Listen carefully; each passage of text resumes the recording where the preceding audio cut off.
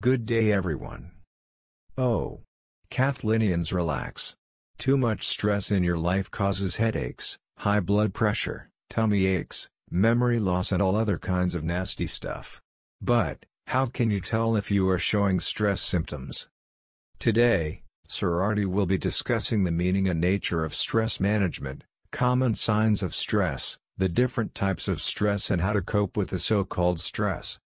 Check out our video for advice on how to tell when you're stressed out and simple tips to relieve tension quickly. From little things you can do every day to promote relaxation to strategies to cool off, when you're in the heat of the moment, we've got advice on the best ways to sit back and relax. And don't forget to like, share and subscribe to Sir Ardi's YouTube channel. So, let's start. Good day everyone.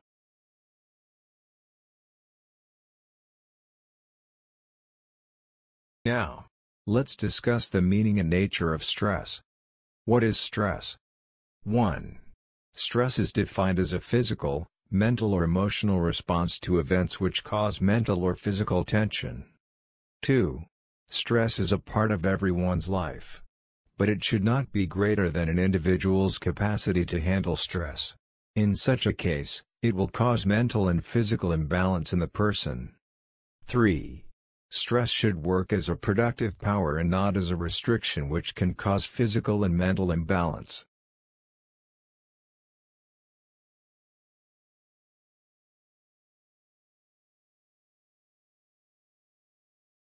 Let's talk about the different types of stress.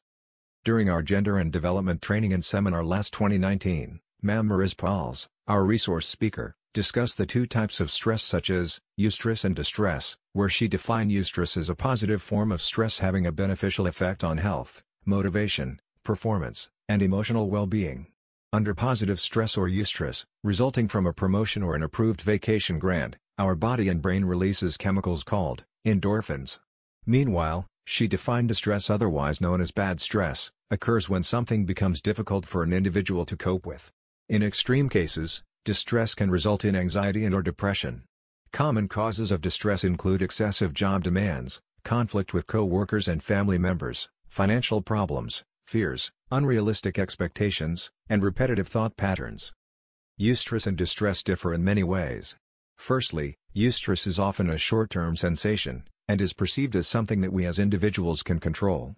Eustress motivates us and results in the focus of energy to the task at hand, thus improving our performance on said task. Contrastingly, distress can be either short or long-term, and is perceived as something that is out of our control. Distress is an unpleasant feeling, which demotivates us and drains us of the energy we require to overcome a challenge or complete a task. It can also lead to other mental health problems including depression and anxiety-related disorders.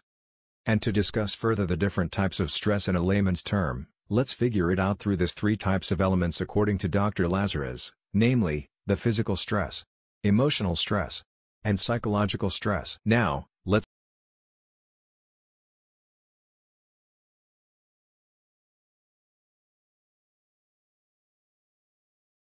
identify the meaning and nature of physical stress. Physical stress happens when the body suffers due to stressful situation. In a medical or biological context, stress is a physical, mental, emotional factor that causes bodily and mental tension. Stresses can be external that came from the environment, psychological, or social situations, and internal illness from a medical procedure. Stress can initiate the fight or flight response, a complex reaction of neurologic and endocrinologic systems. Symptoms of physical stress are headaches, tension in the neck, and forehead and shoulder muscle aches. Long periods of stress can lead to digestive problems, ulcers, insomnia or lack of sleep and changes on sleep patterns, fatigue or tiredness, high blood pressure, nervousness, and heart problems. Now let's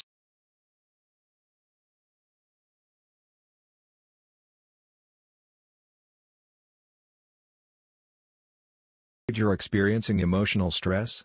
Or is it perhaps somebody in your environment who might be going through it? Then you most certainly need to take steps to deal with that. The first thing that you need to do is make sure that it's actually emotional stress, because if it's something else then you might end up treating the wrong thing, and that can mean the problems don't go away or even get worse.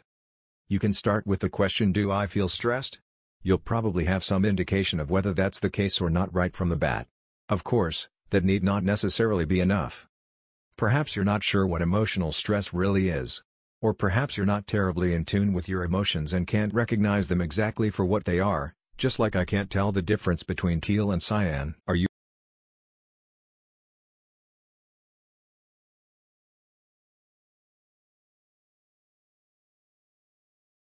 Condition, called alexithymia, which is where you can't identify and describe emotions in yourself. So being sad, angry and disgusted would all be described as feeling bad? In that case, you would obviously need to pay more attention to your physical symptoms in the hope they might give you a clue as to whether you're emotionally stressed or you still have the hangover watching the film through night and day, over and over again. And to define emotional stress. It happens when stress affects the mind. Emotional stress is not a clearly labeled phenomenon. It's a wide range of problems and can range all the way from having a few down days to a more chronic condition. Note that if you're having a few down days you shouldn't immediately pull on the bell or go see your doctor. Symptoms of emotional stress are anxiety. Anxiety is response to loss, failure, or fear of the unknown. Anger. Anger is response to frustration or social stress. Depression. Depression is the response to upsetting events like death of a loved one, illness or failure. Frustration. And overreaction to problems. There is even a condition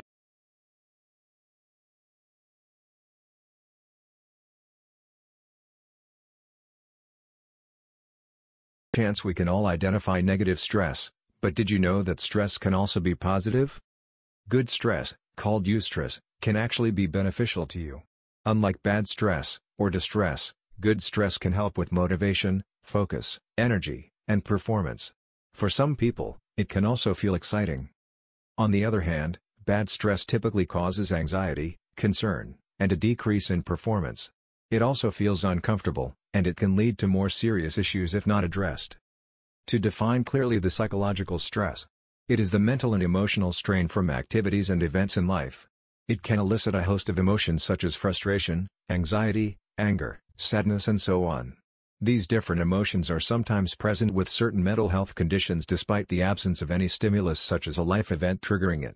Usually psychological stress is a consequence of environmental stimuli, whether it is long hours of studying for an exam, dealing with a difficult boss or driving around with screaming kids in the car. How we deal with stress is just as important as the root cause. Some people seem to have a natural propensity to manage stress without reacting overtly or letting it affect their life.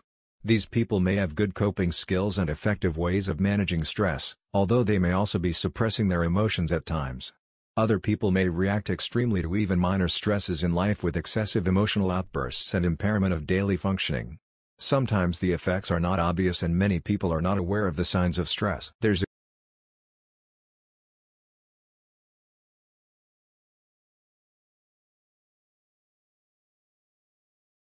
distinction between a stressor and actual stress.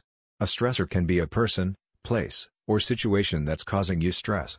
Stress is the actual response to one or a combination of those stressors. There are any number of situations that can cause stress.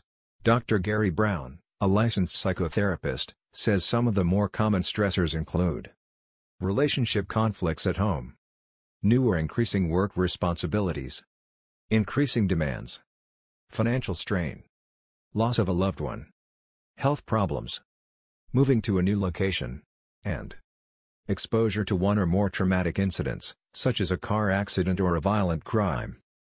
Knowing how to spot the signs of stress is the first step in developing ways to manage its adverse effects.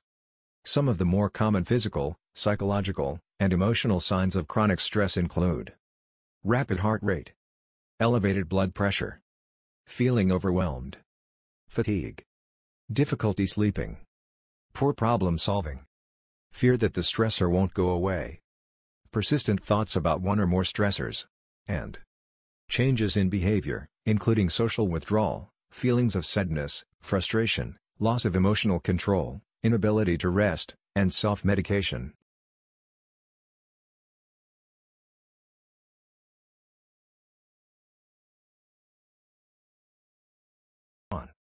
The following are the common signs of stress: pounding heart rate, shaking, inability to make decisions, inability to act, lack of focus, hyperactivity, appetite changes, and sleep patterns changes. If you are experiencing all these things, then you are simply stress. Don't get annoyed. It's a sign that you are a human being. Moving on.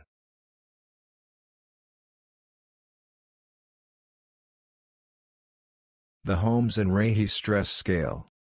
In 1967, psychiatrists Thomas Holmes and Richard Rahe decided to study whether or not stress contributes to illness.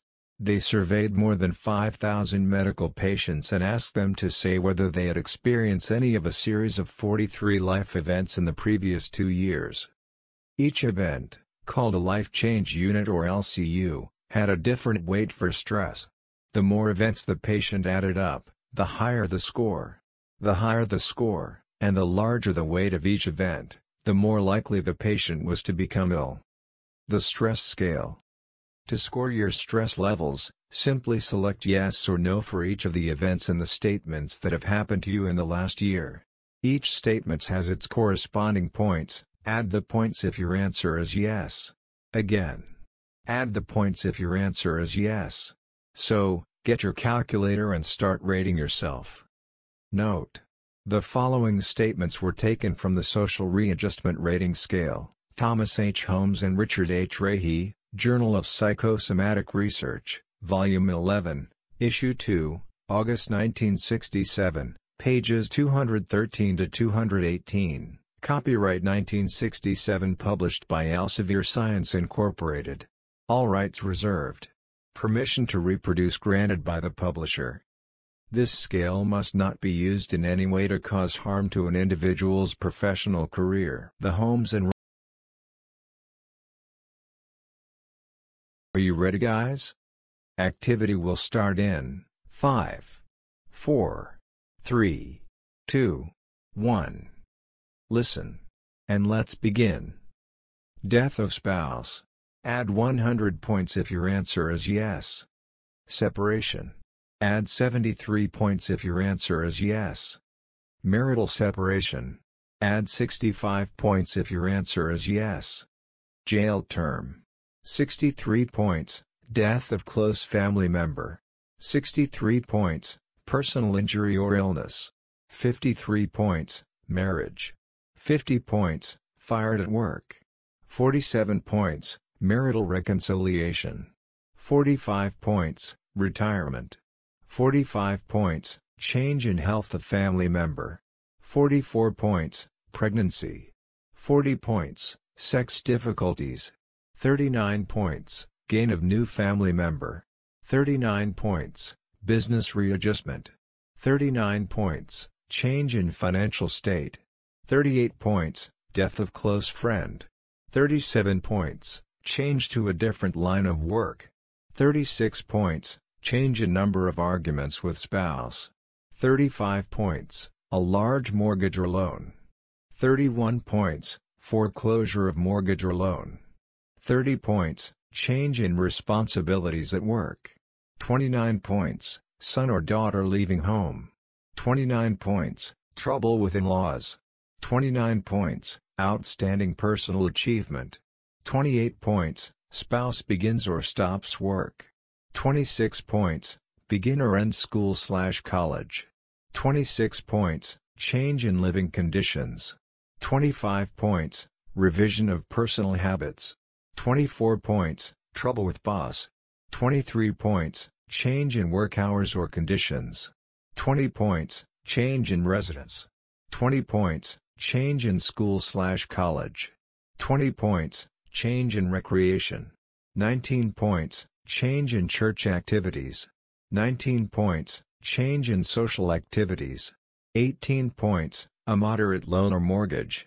17 points, change in sleeping habits.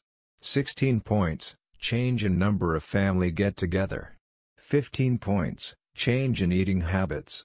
15 points, vacation. 13 points, Christmas.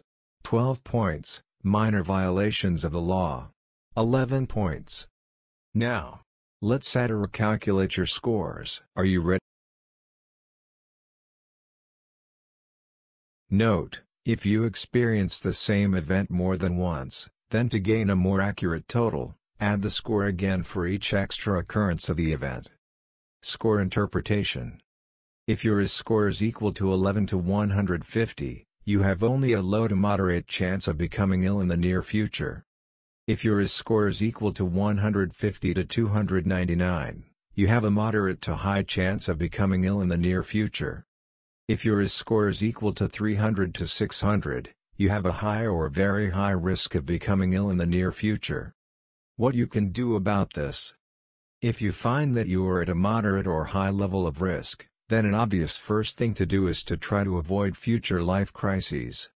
While this is clearly easier said than done, you can usually avoid moving house, for example, close to when you retire, or when one of your children goes off to college. You can learn conflict resolution skills to minimize conflict with other people, you can avoid taking on new obligations or engaging with new programs of study, and you can take things easy, and look after yourself.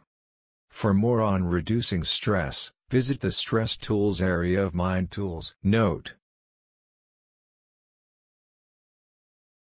10 Practical Ways to Handle Stress, by Margarita Tartakovsky.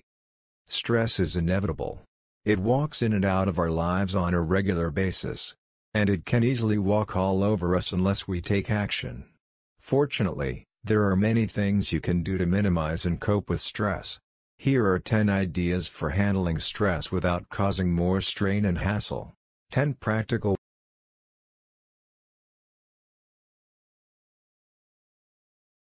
Number 1. Figure out where the stress is coming from. Oftentimes, when we're stressed, it seems like a big mess with stressors appearing from every angle. We start to feel like we're playing a game of dodgeball, ducking and darting so we don't get smacked by a barrage of balls. We take a defensive position, and not a good one at that. Instead of feeling like you're flailing day to day, identify what you're actually stressed about. Is it a specific project at work, an upcoming exam, a dispute with your boss, a heap of laundry, a fight with your family? By getting specific and pinpointing the stressors in your life, you're one step closer to getting organized and taking action. Number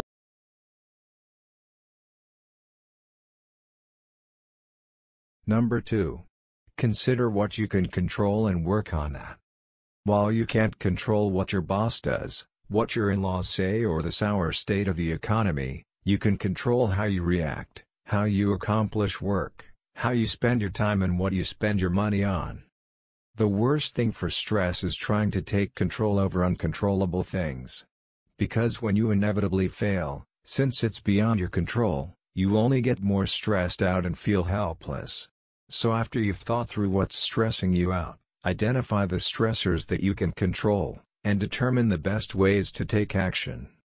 Take the example of a work project. If the scope is stressing you out, talk it over with your supervisor or break the project down into stepwise tasks and deadlines. Stress can be paralyzing. Doing what's within your power moves you forward and is empowering and invigorating. Number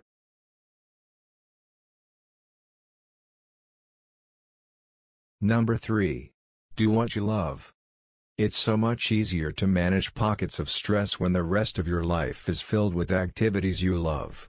Even if your job is stress central, you can find one hobby or two that enrich your world. What are you passionate about? If you're not sure, experiment with a variety of activities to find something that's especially meaningful and fulfilling. Number 3.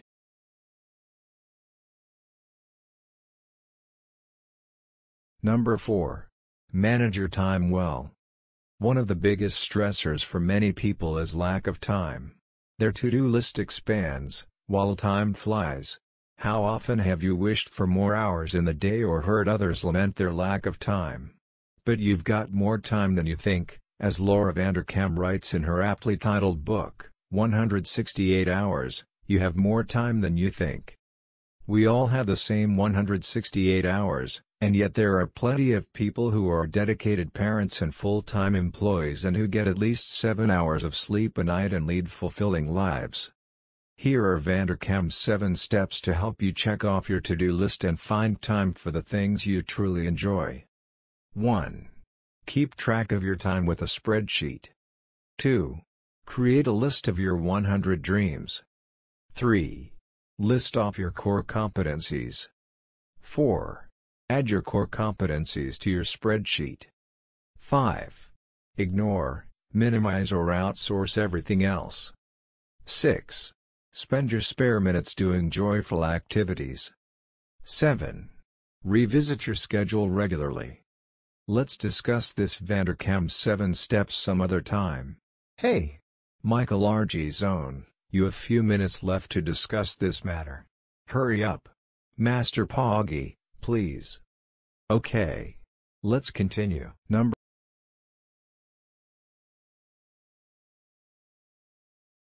Number 5. Create a toolbox of techniques. One stress shrinking strategy won't work for all your problems. For instance, while deep breathing is helpful when you're stuck in traffic or hanging at home, it might not rescue you during a business meeting. Because stress is complex, what we need is a toolbox that's full of techniques that we can fit and choose for the stressor in the present moment. Number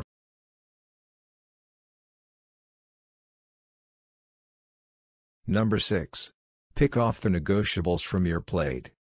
Review your daily and weekly activities to see what you can pick off your plate. As Vanderkam asks in her book, do your kids really love their extracurricular activities, or are they doing them to please you? Are you volunteering for too many causes, and so stealing time from the ones where you could make the most impact? Does your whole department really need to meet once per week or have that daily conference call? Blana suggested asking these questions: do my activities mesh with my goals and values? Am I doing things that give my life meaning? Am I doing the right amount of things? Reducing your stack of negotiable tasks can greatly reduce your stress. It was coined to the sociological perspectives, the symbolic interactionism, where an individual is searching for the real meaning of his or her existence and what is his or her role to the society.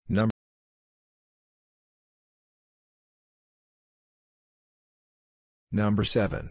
Are you leaving yourself extra vulnerable to stress? Whether you perceive something as a stressor depends in part on your current state of mind and body. That is, as Blana said, each transaction we're involved in takes place in a very specific context that's affected by our health, sleep, psychoactive substances, whether we've had breakfast that day, and whether we're physically fit.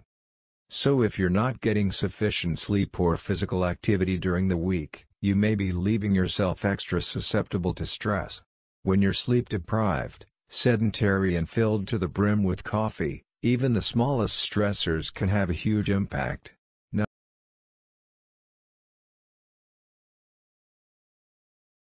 Number 8. Preserve good boundaries. If you're a people pleaser like me, saying no feels like you're abandoning someone, have become a terrible person or throwing all civility out the window.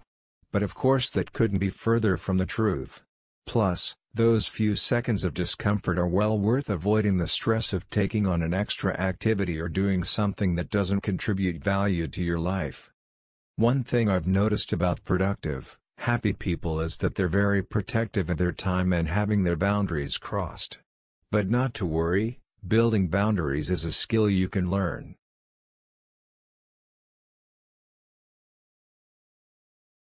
Number 9.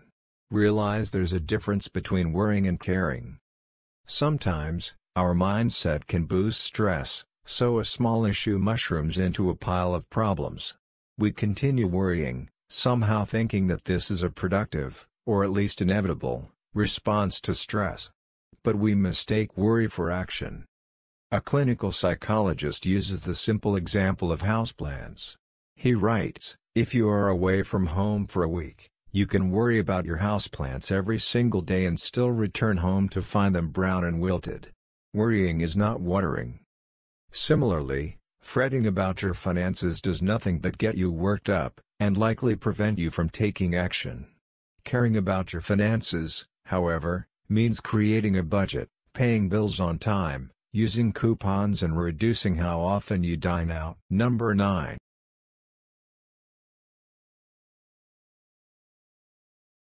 Number 10. Embrace mistakes or at least don't drown in perfectionism. Another mindset that can exacerbate stress is perfectionism. Trying to be mistake-free and essentially spending your days walking on eggshells is exhausting and anxiety-provoking. Talk about putting pressure on yourself. And as we all know but tend to forget, perfectionism is impossible and not human, anyway. As researcher Brené Brown writes in her book The Gifts of Imperfection, let go of who you think you're supposed to be and embrace who you are. Perfectionism is not the same thing as striving to be your best. Perfectionism is not about healthy achievement and growth, and it's not self-improvement. Nothing good can come from perfectionism. Brown writes, research shows that perfectionism hampers success. In fact, it's often the path to depression, anxiety, addiction and life paralysis, all the opportunities we miss because we're too afraid to put anything out in the world that could be imperfect. Plus, mistaking can lead to growth. To overcome perfectionism, Brown suggests becoming more compassionate toward yourself. I couldn't agree more. And these are the 10 practical ways to handle stress. I hope you learn a lot from this session. Psychological First Aid Webinar, Episode 3 ends here. Gracias.